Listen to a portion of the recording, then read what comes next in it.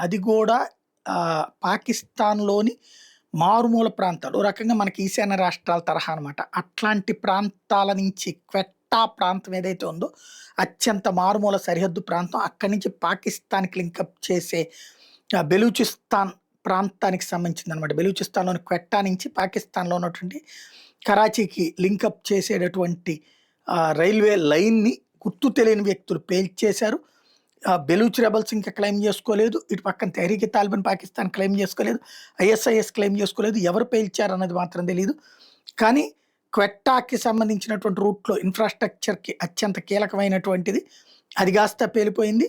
Balochistan province ఏరియాలోనే ఇది జరిగింది. పాకిస్తాన్ స్ట్రాటజిక్ లాజిస్టిక్స్ నెట్వర్క్ ఇది. అనేక ఏది అక్కడి నుంచి దాన్నేమంటారు, ఈ గనులు తవ్వుకుపోయేదంతా చైనా వాళ్ళు అక్కడి నుంచేననమాట. ఆ రూట్‌ని పేల్చేశారు. సోఫిస్టికేటెడ్ బాంబింగ్ అంట ఇందులో. అంటే అత్యంత దేశ ప్రభుత్వాలు, సైన్యాలు మాత్రం వాడేటటువంటి మందుగుండు సామాగ్రితో పేల్చేశారు. దాంతో దీని వెనకాల బెలూచ్ రెబెల్స్ హస్తం ఉందన్నటువంటి చర్చ జరుగుతుంది. ఇస్లామాబాద్ దీని మీదన దర్యాప్తుకు ఆదేశించింది. సిపెక్ కనెక్టివిటీకి సంబంధించిన అత్యంత ముఖ్యమైనటువంటి ప్రాంతం దెబ్బతింటుండేటప్పటికి ఇప్పుడు బిత్తరపోవడం అన్నటువంటిది చైనా వంతు కూడా అవుతుంది.